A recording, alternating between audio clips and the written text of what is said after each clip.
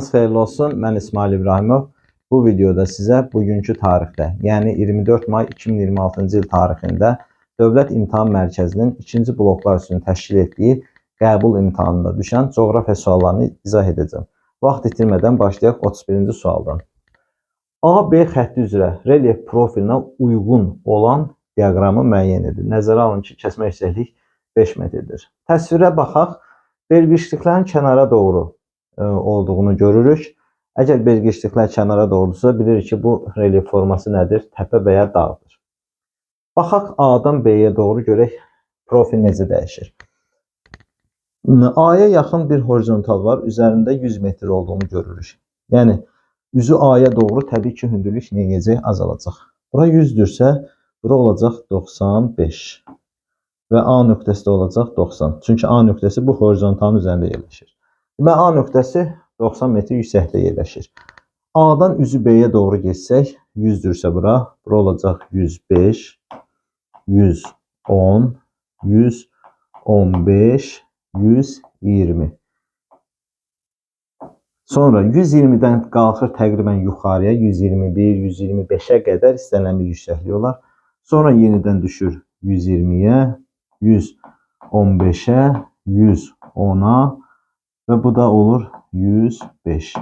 Demək, B nöqtəsi 105 ilə 110-un arasında yerləşir. Ya 105-in üzərində deyil, 105-dən hündür, 110-dan isə alçaqda yerləşir. Deməli, təqribi belə deyək də, bu şəkildə qalxır A-dan B-yə profil. Baxaq, 90 metrdən başlayıb 110-dan 105-in arasında bitən. Elə doğru cavabımız A variantıdır. Baxın, 90 metrdən qalxır, təqribən düşür hara? 110-dan 100 metr arasında yerləşir.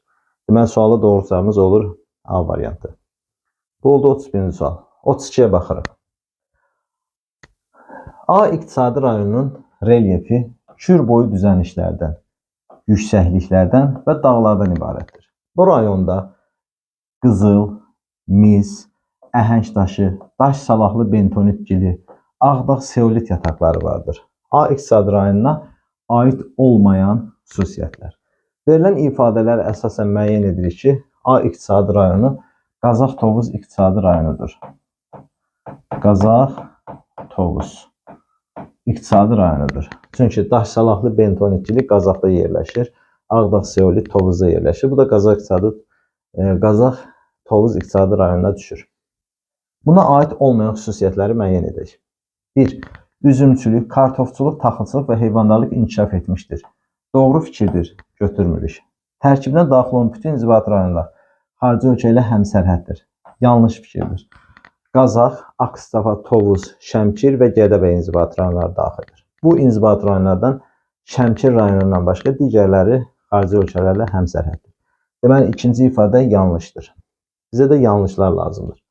Rayon ərazisindən Bakı, Tbilisi, Ceyhan, Bakı, Supsa neft kəmərləri keçir. Doğru ifadədir. Götürmürük. Enerjiyə olan tələbatı Arpaçay sesi ilə təmin olunur.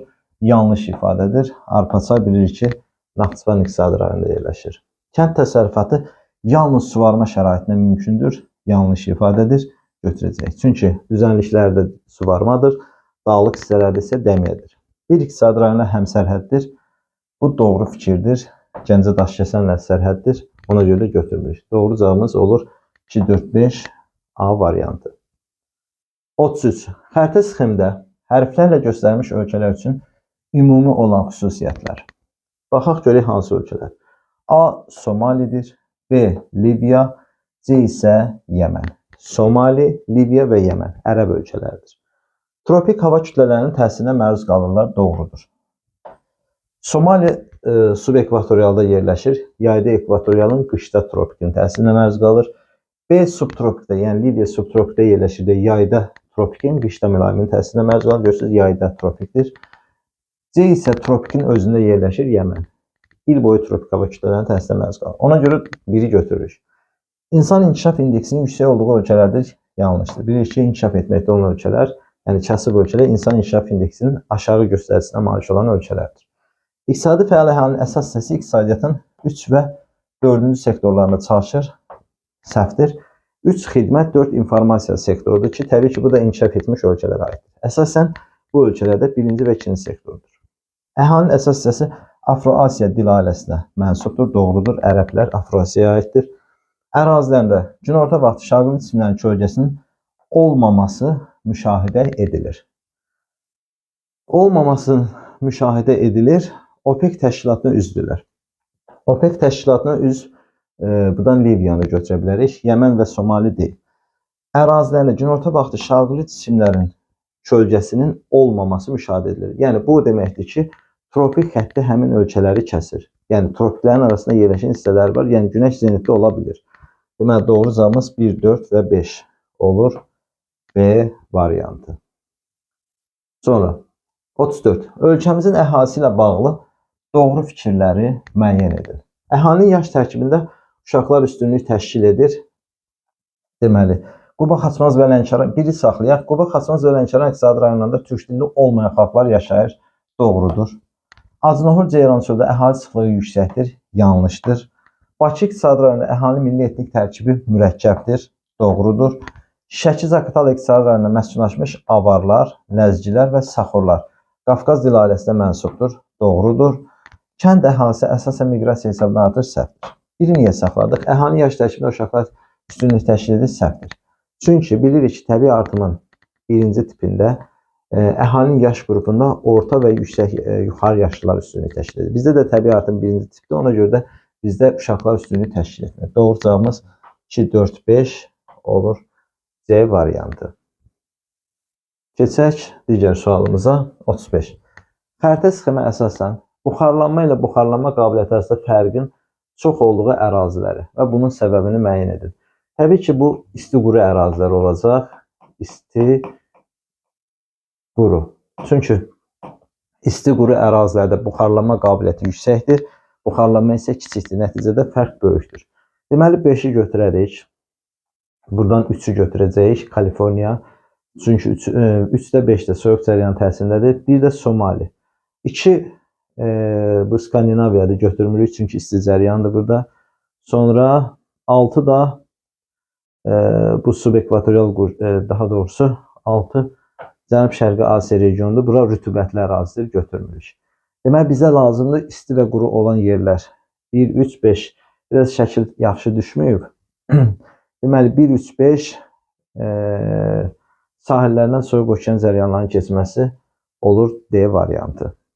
36-ya baxırıq.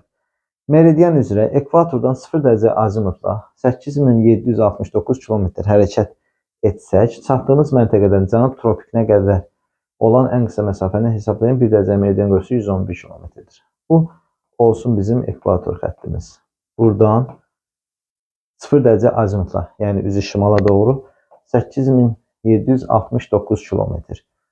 8769-u bölürük 111-ə.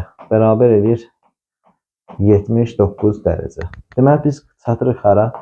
79 dərəcə şimal enliyinə. Cənub tropik xətti də 23.5 cənub enliyindən. 79 şimal enliyindən cənub tropikinə qədər olan məsafə. Buradan bura qədər olan məsafəni hesablasaq, 79-un üstünə 23.5-i əlavə edərik. 5, 12, 1 ya da 9, 10. Eləyir nə qədər? 102.5. Onu da vursaq 111-ə eləyəcək 11377.5 kilometr. Doğru cavabımız olur A variantı. 37. Üzvə aşımanın zəif getdiyi məntəqələri müəyyən edin. Yəni, bitki və heyvanat aləminin zəif olduğu ərazilər. Bu olacaq 5, 1, 6. İsti quraq yerləri götürəcək. Çünki orada bioloji aləm zəifdir. Bir də 4. 4 dənə variantda. Hər variantda 4 yer soruşulur bizdən. Deməli, 1, 4, 5, 6 doğru cavabımız olur D variantı. Digər ərazilərdə biyokütlə zəngin olduğuna görə orada üzvə aşımı daha intensiv gedir. 38. Uyğunluğu müəyyən edin. Çaylar verilib, töküldüyü dəniz, mənsəbinin yerləşdiyi ölkə verilib. Mekong çayı Cənubi Çin dənizinə tökülür. Deməli, yazaq buradan 1-ə 2 və Vyetnamdan keçir. Mənsəbi Vyetnamda yerləşir. 1-ə 2 D. Getdi. Nil çayı Nil çayı tökülür Aralıq dənizinə. Yəni bunu da silək. Nil çayı da Misir ərazisindən tökülür. Getdi. Sonra Yukon çayı. Yukon çayı deməli Bering dənizinə tökülür. O da ABŞ-ın Alyaska hissəsindən tökülür. Deməli 1-2D, 2-4C. 1-2D, 2-4C, 3-3A. Doğru cavab olur C variantı. 39. Uyğunluğu müəyyən edin. Türkmənistan və Qazaxıstan verilib. Ərazisinə Buzaç yarımadası yerləşir. Manisa və Buzaçı bilir ki, Qazaxıstana düşür. A gələr 1-ə. Sonra deməli, Qırğızstanla sərhəddi mövcud deyil. Bu Türkmenistandır. Bunu da belə uyğunlaşdıraq. Deməli, B uyğun gələcək 2-yə. Sonra deməli, B getdi. Əhalinin əsas hissəsi türk dil qrupunun Bulqar qoluna aiddir. Heç bir, nə Qazaxlar, nə Türkmənlər, heç biri ora aid deyil. Qazaxlar Qıpçaqlara aiddir. Türkmənlər isə Oğuz türklərinə aid. Yəni, Türkiyə türkləri, Azərbaycanlar, Türkmənlər, Türkmanlar. Türkmənlər, baxın, Oğuz. Qazaxlar, Qırğızlar, Altaylar, Noğaylar, Qumluqlar. Bunlar isə Qıpçaq türk qrupuna aiddir. Deməli, C heç birine uyğun gəlmir. Ərazisində çöl və meşə çöl təbii zonası yayılmışdır. Təbii ki, bu Qazaxıstandır. Deməli, D uyğun gələcək 1-ə. Sonra nə deyir? Deməli, D-də getdi. Çayları yalnız daxil axar sövzəyə aiddir. Bu da uyğun gəlir Türkmenistana. Deməli, AD, BY. AD, BY olan cavaba baxırıq. AD, BY doğru cavab olur C variantı. 40. Uyğunluğu müəyyən edin. İnzibati rayonlar verilib. Filiz faydalı qazıntı yataqları. Narzanlı. Narzanlı yatağı bilir ki, Laçında yerləşir. Kastaq, Balakəndə polimetal yatağı götürmürük. İpək yatağı Laçında yerləşir. Civə. Sonra Hamançay, Daşkəsəndə dəmir fizi yatağı bilirik. Sonra Göydərə, Kəlbəcərdə bromit yatağıdır. Deməli olur D, A, C, Y. D, A, C, Y doğru cavab olur C variantı. Uyğunluğu müəyyən edin. Fiziki coğrafi rayonlar verilib. Bir də xüsusiyyətlər. Dağlıq, Şirvan, Küraraz, Gəncə. Əkinçinin inkişafı qış otlaqlarının sahəsini azaldır. Təbii ki, Kürarazdan gedir söhbət. A gələcək 2-yə. Meandrlar və axmazların yaranması imkanları genişdir. Təbii ki, haradadır? Kürarazdadır. B gələcək yenə 2-yə. Yayı quraq keçən mülayim istiqlim yarım tipi mövcuddur. Bu Dağlıq Şirvana aiddir. Göllər əsasən uçqun bənd mənşəlidir. Bu Gəncədir. Sonra metallurgiya sənayesinin inkişafı üçün yerli xamal ehtiyatlarına malikdir. Bu da Gəncədir. Deməli olur C, A, B, D, Y. C, A, B, D, Y doğru cavabımız olur Y variantı. Venn diaqramına əsasən uyğun bəndləri müəyyən edin. Baxaq. Deməli, ekvatorial meşələr, qütb səhraları, iynəyarpaqlı meşələr. Rütbətli əmsal vahiddən böyükdür. Həm ekvatorial meşələrdə, həm qütb səhralarında, həm də iynəyarpaqlı meşələrdə. Hər üçündə əmsal vahiddən böyükdür. Bir gələcək bura. Aqroiqlim ehtiyatlarla zəif təmin olunub qütb səhralarına iynəyarpaqlı meşələrdir. 2 gələcək bura. Əsasən həmişəşil ağaclardan ibarətdir. Ekvatorialla iynəyarpaqlılardır. 3 gələcək bura.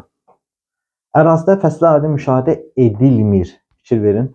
Ekvatorial meşələrlə qütb səhrasının olduğu ərazilərdə. 4 gələcək bura. Günəşin zenitdə olmadığı ərazilərdə yayılıb. Ekvatorial meşələrdə günəş zenitdə olur. Amma iynəyarpaqlı meşələrlə qütb səhralarında zenitdə olmur. Deməli 5 uyğun gələcək bura. Sonra əsas iqlim qurşağında yerləşir. Ekvatorial meşələr ekvatorialda, qütb səhraları qütbdə, iynəyarpaqlı meşələr mülayimdə. Deməli 6 uyğun gələcək hər üçünə. Yəni 4-ə. Kimyəvi və üzvəşmə intensiv gedir. Ekvatorial meşələrlə iynəyarpaqlı meşələrə aiddir. 7 də gələcək bura. Deməli olur nə? Baxaq. 1-ə 4, 2-ə 3, 7. 1-ə 4, 2-ə 3, 7. 3-ə 2, 5, 4-ə də 1, 6. Doğru cavabımız olur Y variantı. Sonra 43. Müvafiq olaraq suvarmada əsasən yayda və qışda istifadə olunan çaylar.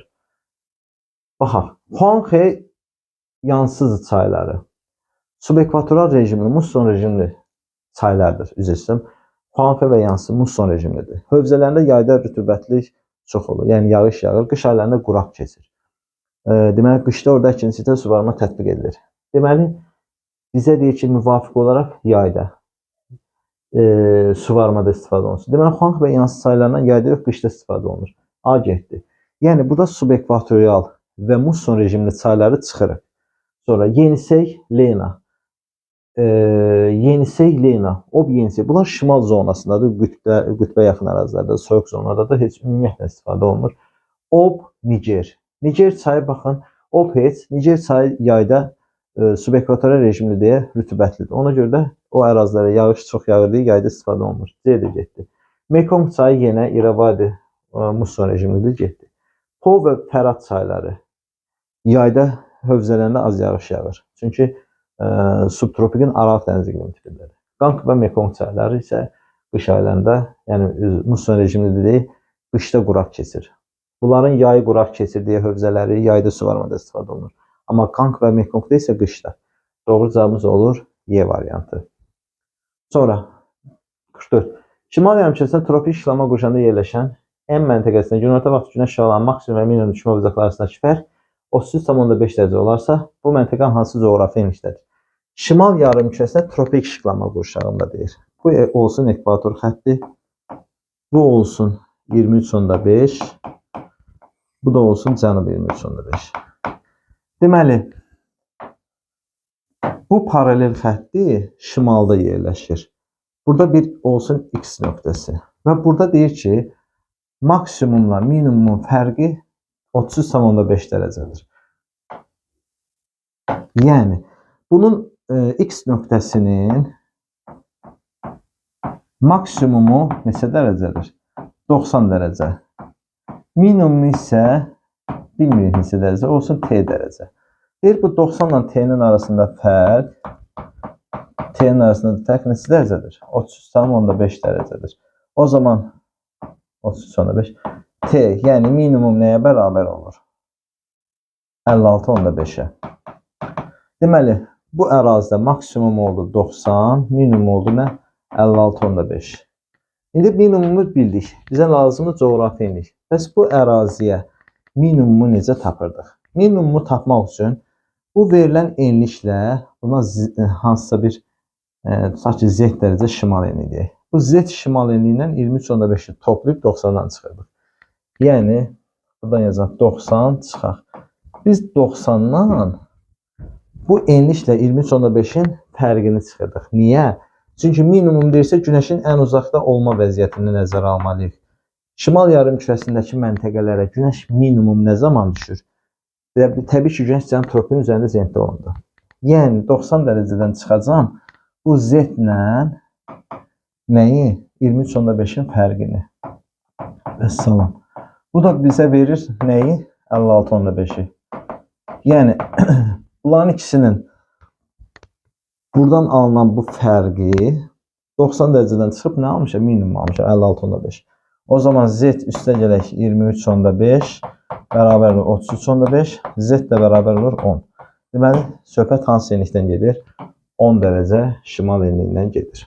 Doğru cavabımız olur D variantı. 45.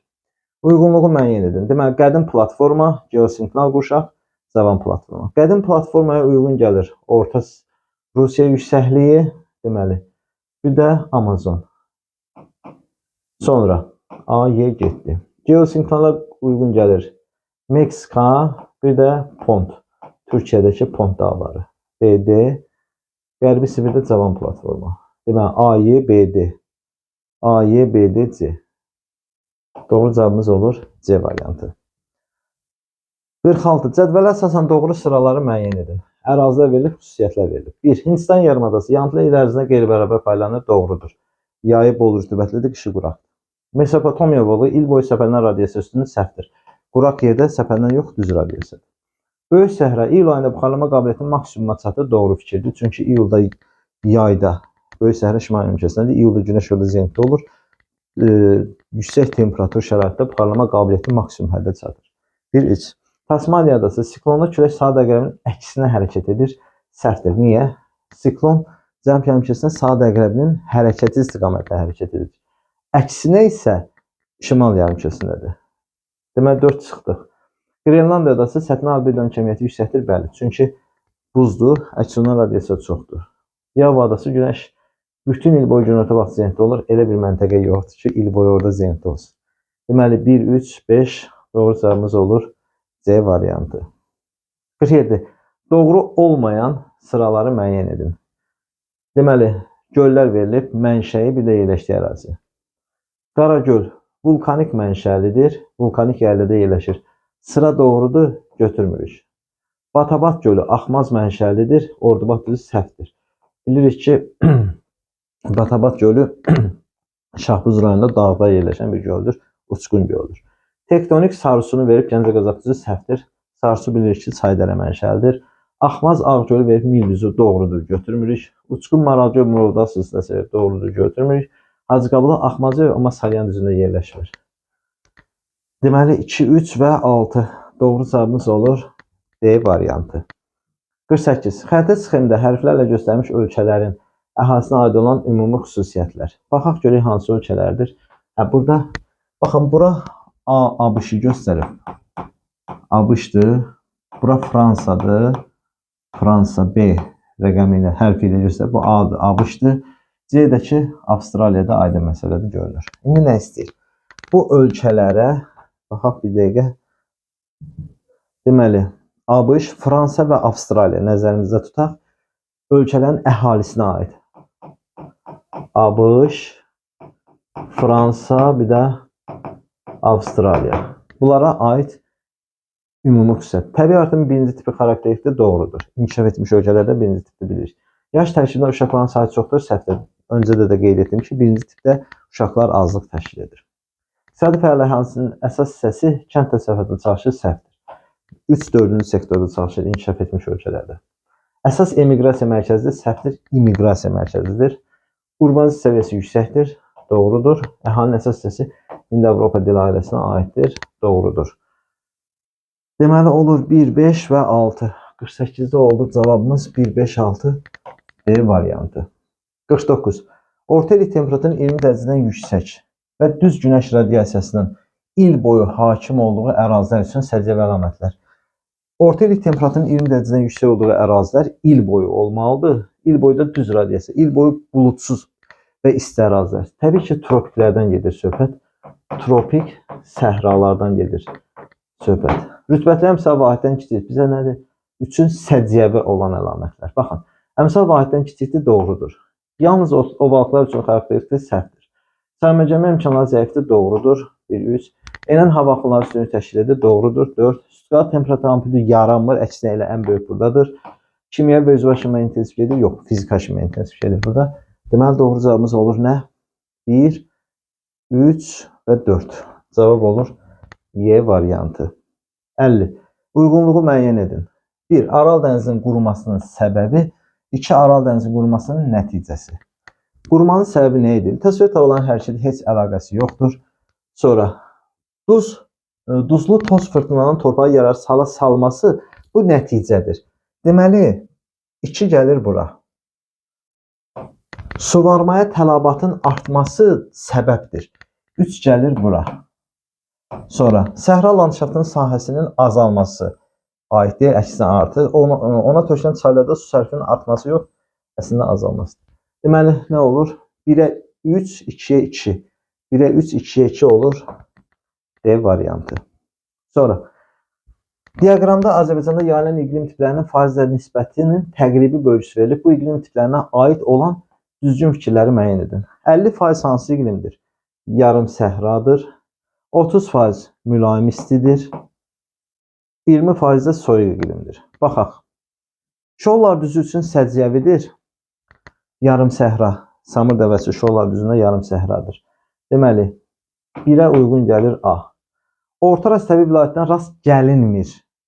Bu səhvdir. Niyə rast gəlinmir? Hə, bizə dəqiqə üzr istəyirəm. Orta Araz təbii vilayətindən rast gəlinməyən mülayim isti iqlimdir. Soyuq iqlim də var orada, yarım səhra da var, amma mülayim isti iqlim yoxdur. Deməli, B getdi 2-yə. Sonra Lənkəran ovağı qanı xərçəl çökəkliyində yayılıb mülayim istidir. C də gəldi 2-yə. Sonra pambıq əkinlərinin yayıldığı ərazilər üçün səciyyəvi yarım səhradır. D gəldi 1-ə.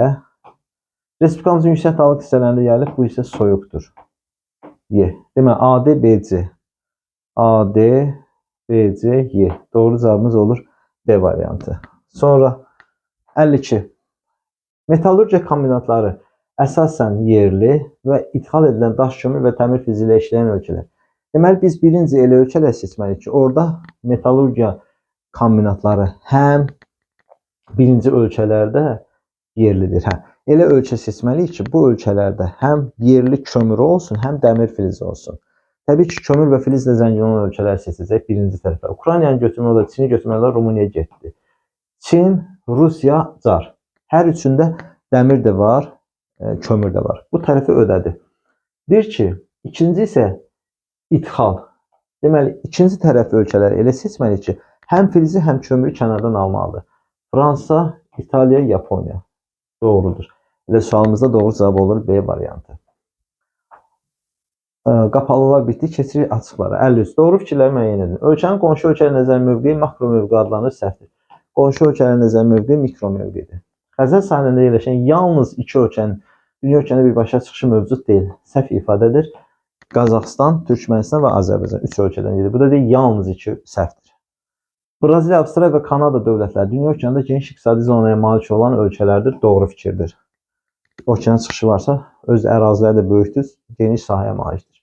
Nigeriya və Hindistan əhali milli etnik tərkibinə görə federativ ölkələrdir. Demək olar, əksər illərdə düşən ifadələrdən biridir. 3-4.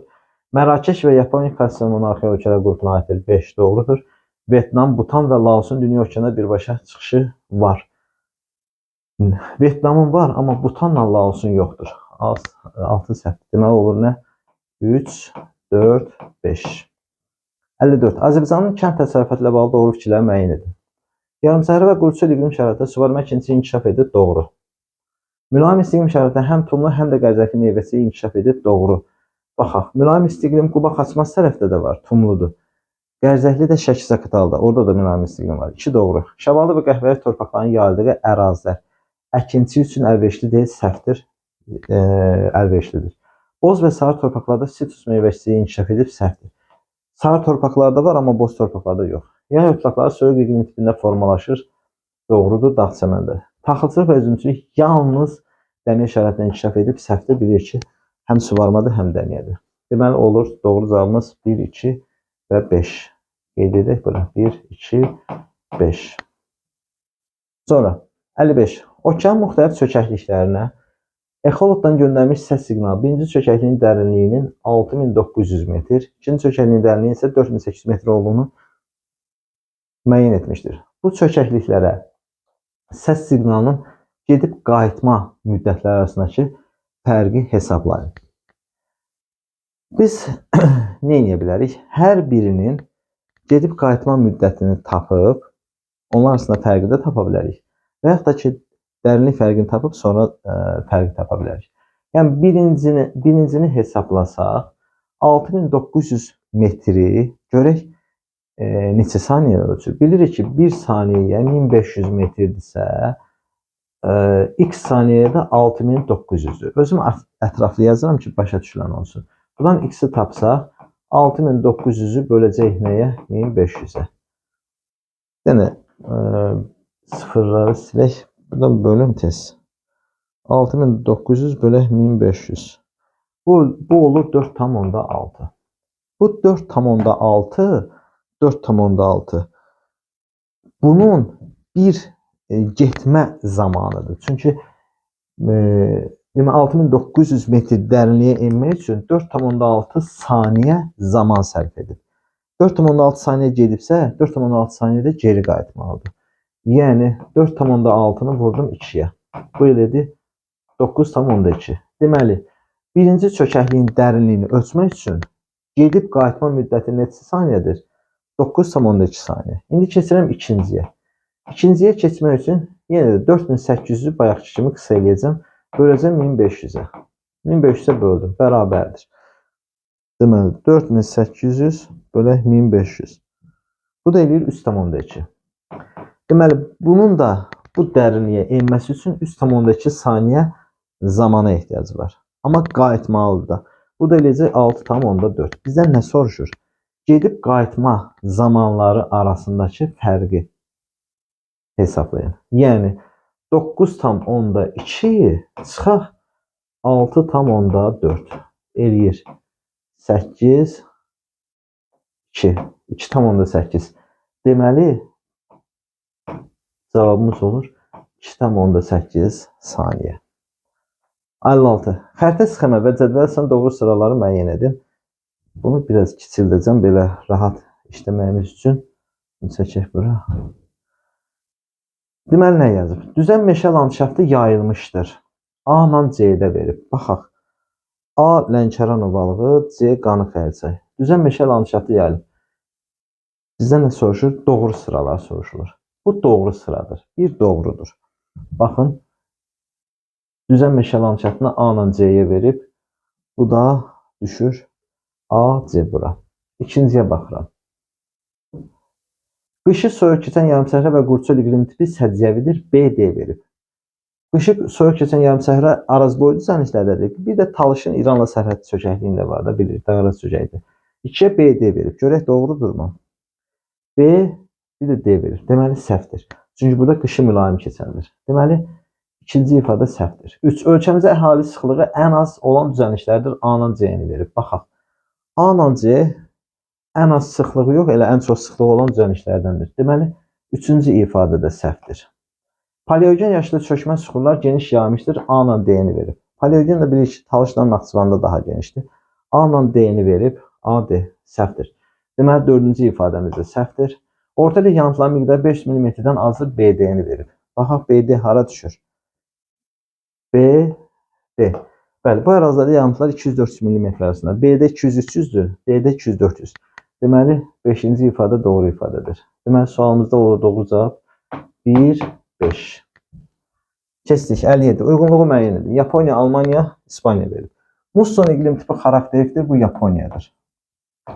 3 yarımkürədə yerləşir. Bu İspaniyadır. Sonra, əhalinin əsas səsi German dil qrupuna aiddir. Bu Almaniyadır. Z gəldi 3-ə. Zeytun istehsalının dünyada qabaqçılı bu İspaniyadır, bilirik. Kobe limanı yerləşən də Yaponiyadır. Deməli, 1A, 2C, 3BD doğru cavabımız. İndi isə keçək situasiya suallarına. Deyir ki, A dağları 2 yarımkürədə yerləşir. Bu dağların yamaclarına isti okean cərəyanı təsir edir. 2 işıqlama qurşağında yerləşən bu dağlar inkişaf etmiş ölkələrin ərazisindədir. Deməli, elə bir dağ seçməliyik ki, 2 işıqlama qurşağında yerləşsin. Bu Ant dağları da ola bilər, Böyük Sarıcı dağları da ola bilər, Ural da ola bilər, Skandinaviyada ola bilər, Kordilyer də ola bilər. Amma deyir ki, inkişaf etmiş ölkələrin ərazisindədir. Deməli, Ant dağları getdi, ya Kordilyerdir, ya Böyük Sarıcı dağlardır, ya Skandinaviya dağlardır. Davam edək.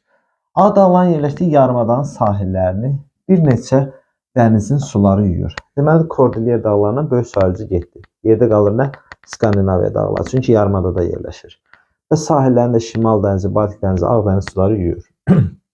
Bu dağların şimal hissəsində gecə və gündüzün adi növbələşməsi pozulur. Deməli, bunun şimal qütb dairəsi kəsir. Təbii ki, Skandinaviya dağlarıdır. A dağları dövrlərinin sayı ən çox olan geoloji erada yaranmışdır. Dövrləri ən çox olan geoloji era Paleozoy erasıdır. Kembri, Ordovik, Silur, Devon, Daşgörün, Perm. 6 dənə dövr var. Onun ərazisindən bolsul və sürətli çaylar axır. Deməli, təbii ki, çayları sürətli axır. Ağac axıdılmasında və enerji istehsalında istifadə edilir. Yerləşdiyi ölkələrdə əhalinin həm doğum, həmçində ölüm səviyyəsi aşağıdır. Yəni, Norveç, İsveç, Finlandiyada gedir söhbət. Baxaq, nə deyir? Mətndə əsasən A dağları və onun ən yüksək zirvəsinin adını. Deməli, dağın adı olur Skandinaviya dağları.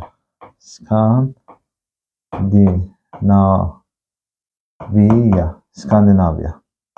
Ən yüksək zirvəsi Qalxapikkendir.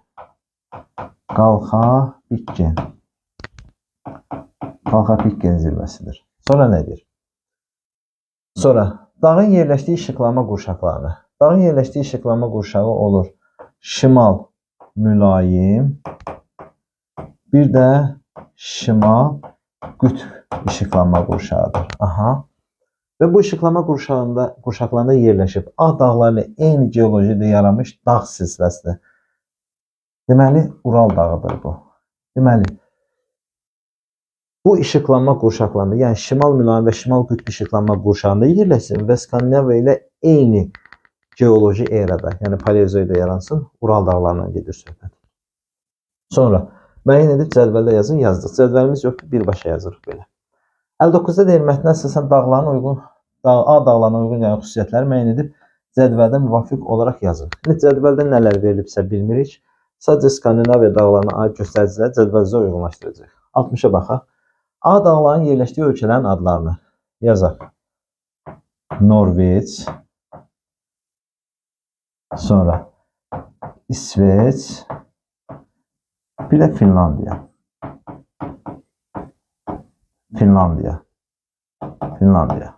Sonra nə deyir? Bu ölkələrin əhalinin əsas hissəsinin aid olduğu dil qruplarını. Baxın. Norveç və İsveç. Norveç, bir də İsveç. Bunların hər ikisi Hind-Avropa dil ailəsinin German dil qrupuna aiddir. German. Amma Finlandiya əhalisinin əsas hissəsi Finlandiya əhalisinin əsas hissəsi Ural dil ailəsinin Fin-Uqor dil qrupuna aiddir. Deməli, nə seçəcək? Fin-Uqor.